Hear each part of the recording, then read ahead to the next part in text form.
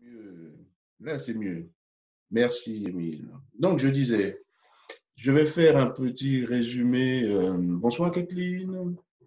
Un petit résumé de ce que j'ai dit vendredi. Donc, nous sommes dimanche 18h15. Donc, vendredi, le titre, c'était Ce jour-là, vous connaîtra-t-il ou nous connaîtra-t-il? Donc, c'était le texte de Matthieu 7, verset 21. Matthieu 7, verset 21 disait, donc c'est la fin du sermon sur la montagne. Jésus en termine. Et c'était la dernière partie du Sermon sur la montagne où Jésus parle euh, de notre engagement vis-à-vis du Père et de lui. Il disait, ceux qui me disent Seigneur, Seigneur, n'entreront pas tous dans le royaume des cieux, mais celui qui fait la volonté de mon Père céleste. Et je disais que c'était un des versets les plus effrayants et également l'un des plus sérieux. Là, Jésus ne plaisante pas. Donc, d'après ce verset 21, Jésus est en train de dire que ce n'est pas tous ceux qui affirment que Jésus est leur sauveur et Seigneur qui se c'est pas tous ceux qu'ils disent cela qui seront sauvés. Alors, c'est quelque chose d'assez étonnant. Et Jésus dit dans le même verset, mais ceux qui font la volonté de son Père. Alors, la question était, mais que signifie faire la volonté du Père? Parce qu'en fait, on a beau professer que nous sommes, que Jésus est notre Sauveur, Seigneur, Seigneur, et même ceux à qui il reproche, ils disent, nous avons des miracles et tout ça. Donc, ça veut dire quoi faire la volonté du Père pour être acceptable? Et ce que je disais, c'est se rappeler que ce verset, c'est toujours dans le contexte du sermon sur la montagne. Le sermon sur la montagne, donc Matthieu 5, Matthieu 6, Matthieu 7, c'est quelque chose de très cohérent. Et là-dedans, Jésus indique clairement les principes du royaume. Jésus indique clairement la volonté de Dieu pour son peuple. Donc, faire la volonté de Dieu, dans ce que dit Jésus au verset 21, résume en fait tout ce qui a été dit dans le sermon sur la montagne. Donc, faire la volonté de Dieu, c'est quoi? C'est vivre les béatitudes, être le sel et la lumière du monde, comme nous témoignons, vivre pleinement la loi d'amour où nous nous trouvons, notre vie de prière et nos gestes de solidarité, donc être compatissant et miséricordieux, c'est établir des priorités, avoir conscience qu'ils prennent soin de nous, plutôt que de nous laisser aborder par des choses matérielles. Ne vous amassez pas des trésors sur la terre, mais voilà. Et c'est aussi refuser de juger les autres tout en les traitant comme nous aimerions qu'ils nous traitent. Ne jugez pas afin que vous ne soyez pas jugés. Et la fameuse clé d'or, ce que vous aimeriez que les autres fassent pour vous, faites-le de même pour vous. En plus, Jésus termine en disant, c'est la loi et les prophètes. Donc Jésus a résumé tout l'Ancien Testament, parce que la loi et les prophètes à l'époque de Jésus, c'est l'Ancien Testament qu'on connaît actuellement, c'est leur Bible de l'époque. Donc Jésus est en train de dire, en résumant que toute la loi et les prophètes, c'est un mode de vie ou un mode de pensée, mais pas une liste de choses à faire. Voilà. Et faire la volonté de Dieu, c'est ressembler à Jésus. C'est pourquoi mon chantème, te ressembler à Jésus, c'est mon espoir suprême. Euh, voilà, c'est tout ce que j'avais dit. Et Jésus termine le sermon sur la montagne pour nous mettre en garde en disant, c'est les versets 24 et 27 de Matthieu 7, que ceux qui attendent ces paroles et les mettent en pratique, et on parle clairement du sermon sur la montagne, c'est celui qui a bâti sa maison sur le roc. Et ceux qui ne prêtent pas attention, et c'est pour ça que j'insistais dès le départ en disant que ça a l'air simple, les évangiles, le Matthieu, les paroles, le sermon sur la montagne, mais en réalité c'est capital. Et le diable a peut-être fait en sorte qu'on se dirige sur des choses un peu plus, entre guillemets, intellectuelles, et qu'on délaisse ces paroles de Jésus. Parce que ceux qui prêtent attention à ces paroles, c'est comme s'ils ont bâti la maison sur le roc. Et ceux qui n'y prêtent pas attention, c'est comme s'ils avaient bâti la maison sur le sable. Et le vent est passé, les torrents sont venus, les tempêtes, le Covid-19, et soit sur le roc, soit sur le sable, on connaît ce qui adviennent de tout cela. Donc voilà. Et aujourd'hui, je souhaite qu'on aborde juste après, parce qu'en fait, la fin du chapitre 7, les gens étaient étonnés parce que Jésus enseignait avec autorité. Et là, je me suis dit, il faut accorder un petit peu de sens à ça. Parce que Jésus, on connaît, on a plein de chants, Jésus, la question, c'est l'autorité que ces gens ont eue. Donc, ils étaient ébahis, littéralement, Matthieu 7, 29, ils étaient ébahis littéralement. Aujourd'hui, est-ce qu'à la lecture du Sermon sur la montagne, à la lecture de ça, sommes-nous ébahis? Je vous invite à prier et on va voir ce que Jésus nous dit. Merci Seigneur pour quelques minutes que tu nous donnes de pouvoir examiner tes paroles ensemble. Tu dis que si nous les mettons en pratique, notre maison sera bâtie sur le roc. à nous qui sommes ici et ceux qui vont écouter, qu'ils y prêtent attention et qu'ils le lisent encore et encore pour que vraiment nos fondations soient enracinées dans ta parole, dans ton Fils Jésus. Amen. Donc, je vous propose de passer à Matthieu 7, verset 29.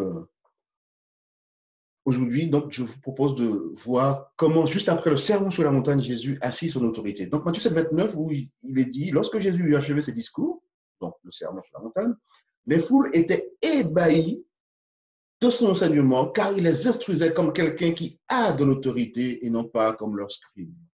Donc là, Jésus est prêt à passer à l'étape suivante de son ministère. Il vient de terminer sa déclaration d'intention. Il a établi le principe du royaume. Et sa déclaration la plus parlante de ce que Jésus a dit juste avant, la déclaration la plus parlante concernant sa propre identité, on le trouve dans Matthieu 7, verset 22. Quand il dit que beaucoup me diront ce jour-là, Seigneur, Seigneur. Là, clairement, Jésus, il utilise un terme divin en disant Seigneur.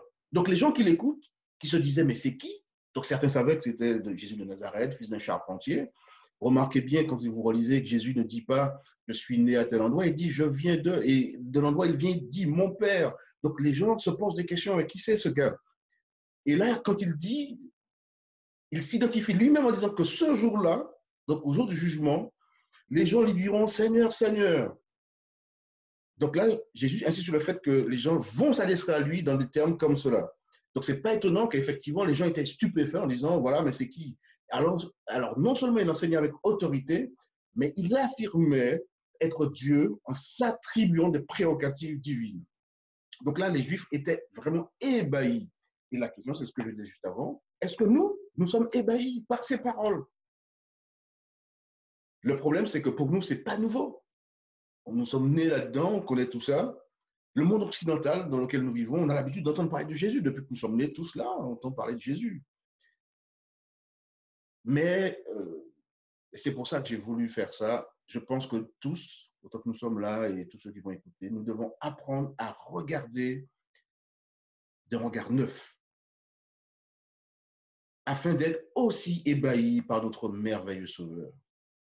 Je vous invite à passer à Matthieu 8, les 3 premiers versets. Alors, lorsqu'il fut descendu de la montagne, de grandes foules le suivirent. Un lépreux survint et se prosternait devant lui en disant « Seigneur, si tu le peux, tu peux me rendre pur. » Il tendit la main, le toucha et dit « Je le veux, sois pur. » Aussitôt, il fut pur de sa lèpre. Et il est facile de parler. Jésus, là, il a parlé, il a dit plein de choses. Donc, il est facile. Si Jésus n'était pas passé en action, beaucoup de gens auraient dit c'est encore un autre beau parleur, parce qu'à l'époque, il devait en avoir d'autres.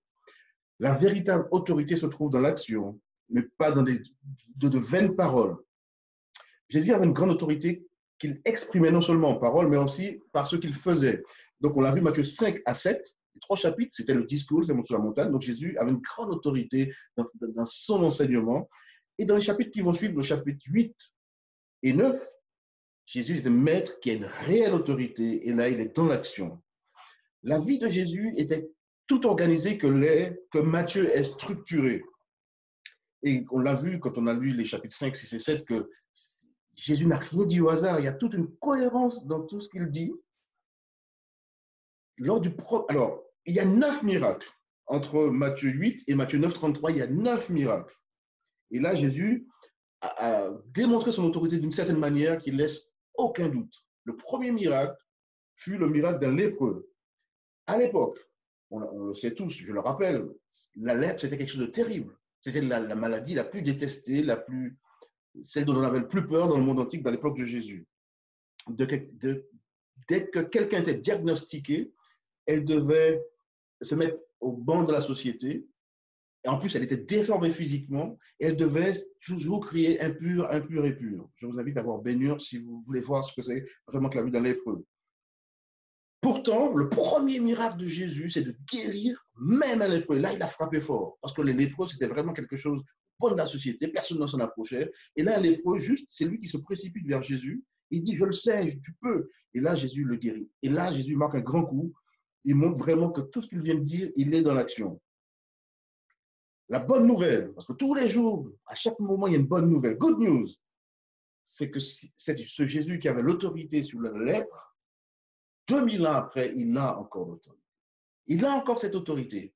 Et je pense que si on se plonge régulièrement dans ces paroles de Jésus et qu'on revoit un peu ces miracles, peut-être qu'on sera moins dans le doute, que je vous rappelle, Hébreu dit clairement, le doute, c'est un péché. L'incrédulité, c'est un péché. Et souvent, nous sommes incrédules, parce qu'on le sait, mais souvent, on a du mal à mettre cela en pratique quand on souffre, quand on a des problèmes. Et je discutais avec un pasteur, et après réflexion, il rigolait, parce que je pense que lui non plus, ce n'était pas son cas. Je lui disais que même, moi je ne suis pas mécanicien, mais j'aime bien bricoler. Et à chaque bricolage, je suis heurté à une difficulté, puisque je ne sais pas mon métier. Et à chaque fois, c'est là que je dis, Seigneur, parce que souvent on a commencé à démonter, il y aura plus de travail à remonter qu'à continuer. Je dis, mais Seigneur, il faut que tu m'aides, là, il faut que tu me donnes une solution. Je n'ai pas la bonne clé. Et paf, il y a des choses qui arrivent. Et clairement, à chaque fois que je fais de la mécanique, je fais une expérience miraculeuse. Jésus, de 2000 ans, a encore cette autorité. Et là, on est clairement dans l'action, mais particulièrement dans la maladie. Nous qui avons des problèmes, nous qui avons des parents, des enfants, des amis, des frères et sœurs qui ont des problèmes, Jésus, c'est un guérisseur. Celui de 2000 ans, c'est toujours le même d'aujourd'hui. Je vous invite à passer au verset 5 à 9 de Matthieu 5. Et comme il était entré dans Capernaum, oui, comme il était entré dans Capharnaüm, un centurion l'aborda et le supplia, Seigneur, mon serviteur est couché à la maison, paralysé, violemment tourmenté. Il lui répondit, moi je viendrai le guérir. Le centurion répondit, Seigneur, Seigneur, ce serait trop d'honneur pour moi que tu entres sous mon toit. Dis seulement une parole et mon serviteur sera guéri. Car je suis moi-même sous l'autorité de mes supérieurs et j'ai des soldats sous mes ordres. Je dis à l'un, va, il va. Je dis à l'autre, viens, il vient. À mon esclave, fais ceci, il le fait. Le deuxième miracle de Jésus, c'est la guérison d'un fils d'un gentil. Dans la pensée juive, seuls les lépreux sont plus impurs que les gentils. Donc les lépreux, ils n'avaient pas le droit du tout de rentrer à Jérusalem. Et les gentils, ils pouvaient entrer, mais ils n'avaient pas le droit d'entrer dans le temple pour adorer. Ils ne pouvaient que rester dans la cour. D'ailleurs, il y a une cour qui s'appelle la cour des gentils. Donc, conscient de cela, de son indignité par rapport aux Juifs, là, le centurion, il dit, non, ce n'est pas la peine de venir, mais il a tellement foi en Jésus qu'il dit, tu peux donner des ordres et ça va être fait. Le centurion, c'était la première personne dans l'évangile de Matthieu à avoir compris l'autorité de Jésus. Mais qui plus est, à distance. Parce qu'il aurait pu dire, viens, on y va très, très, très vite. Non, à distance. Et ce deuxième miracle est plein de sens pour nous aujourd'hui. Il n'y a aucun autre texte dans la Bible qui exprime clairement l'action de Jésus grâce au ministère des anges pour nous secourir. Pour ceux qui placent leur foi en lui. La bonne nouvelle encore dans ce deuxième miracle, c'est que Jésus transcende le temps et l'espace pour être avec son peuple et le bénir. Quelles que soient les difficultés qu'on peut avoir avec nos enfants, avec nos épouses, à la famille, avec les amis, au travail, dans la route, en conduisant, Jésus est toujours là pour nous secourir. Donc c'est pour ça qu'il faut et qu'il mérite qu'on soit dans la louange chaque jour, 24 heures sur 24. Les versets 24 à 27 disent ceci. Alors survint sur la mer une tempête si forte que le bateau était recouvert par les vagues. Et lui, il dormait. Les disciples vinrent le réveiller en disant, Seigneur, sauve-nous, nous sommes perdus. Il leur dit, pourquoi êtes-vous si peureux, gens de peu de foi? Alors il se leva, rabougra les vents et la mer, et un grand calme se fit. Étonnés, ils se dirent, quelle sorte d'homme est-il celui-ci, que même les vents et la mer lui obéissent? Donc là, Jésus, il est fatigué. Donc il est comme nous tous, c'est preuve que c'est un humain. Donc, ça veut dire qu'il peut encore comprendre nos problèmes, c'est ce que dit Hébreu. Et là, Jésus dort. Et ses disciples, ils sont remplis de crainte, une vague de crainte, c'est le terme champ lexical approprié. Mais nous sommes perdus et tu ne t'en soucies pas. C'est rapporté comme ça dans Marc 4, verset 8.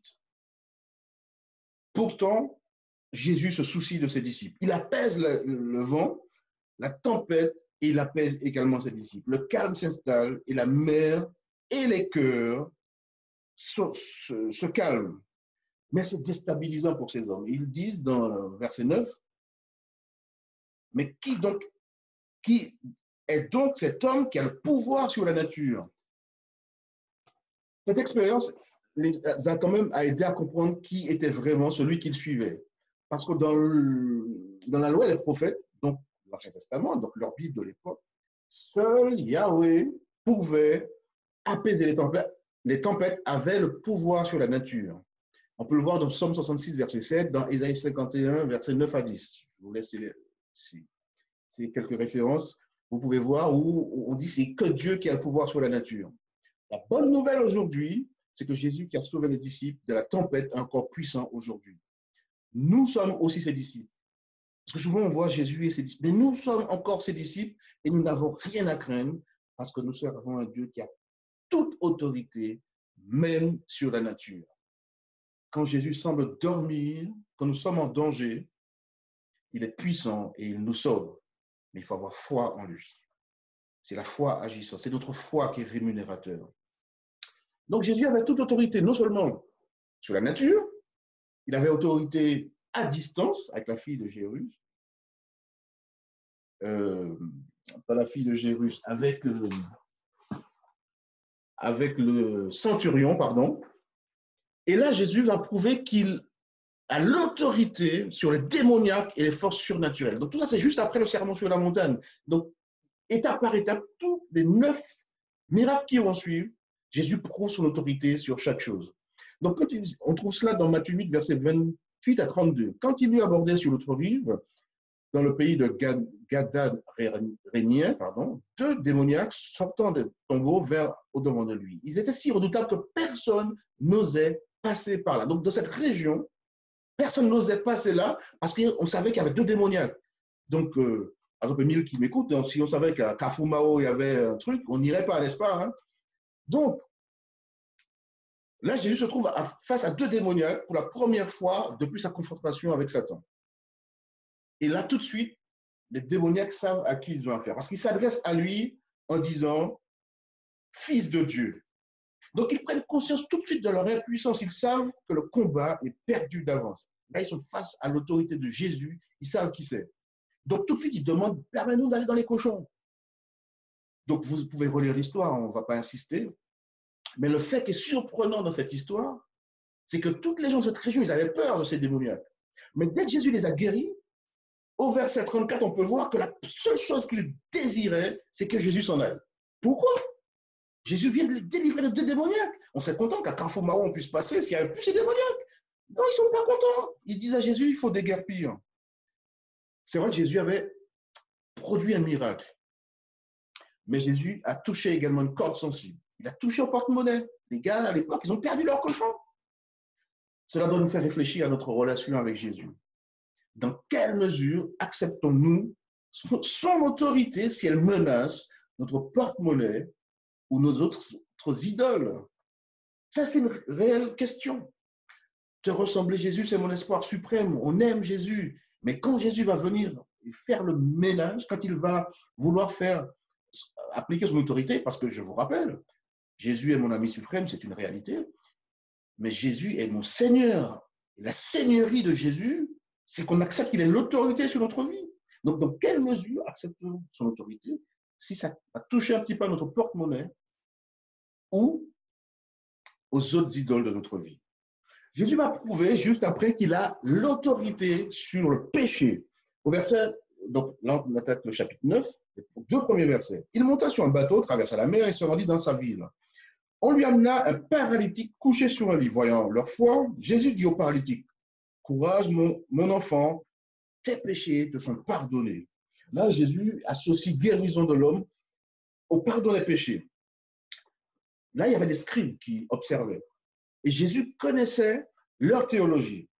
Pour eux, un malade ne peut pas être guéri si ses péchés ne sont pas pardonnés. Donc, dans leur tête, déjà, quand on est péché, si on est pauvre, c'est parce qu'on a des péchés.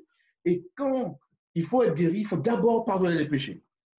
N'importe qui pouvait dire, oui, je pardonne les péchés, tes péchés te sont pardonnés. Seulement, personne ne pouvait le vérifier. Là, Jésus dit, tes péchés te sont pardonnés et ils le guérissent.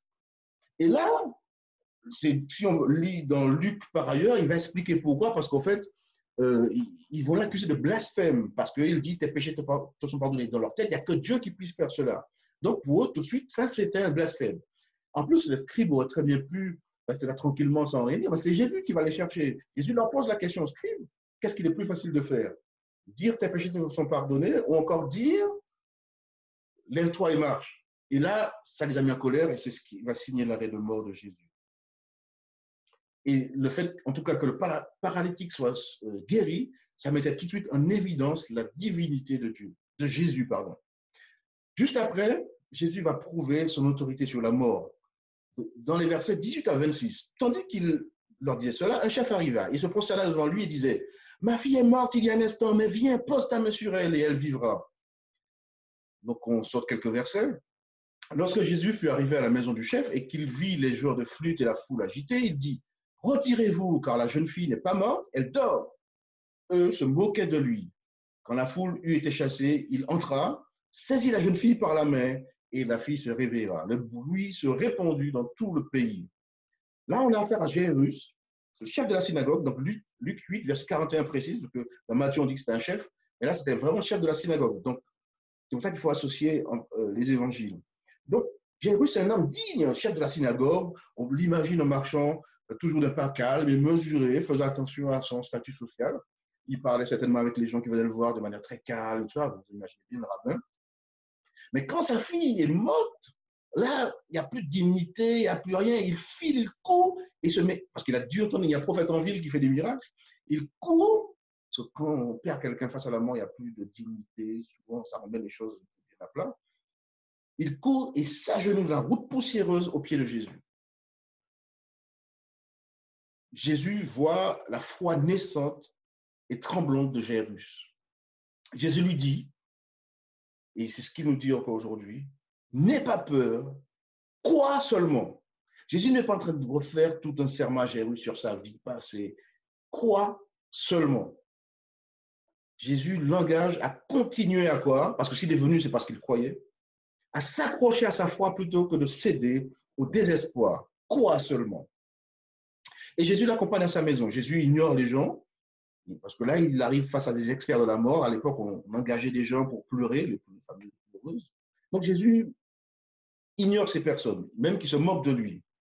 Et là, Jésus accomplit l'impossible pour l'époque. Jésus prit la main de la jeune fille et lui demanda de se lever. Là, Jésus a démontré qu'il avait l'autorité sur la mort elle-même.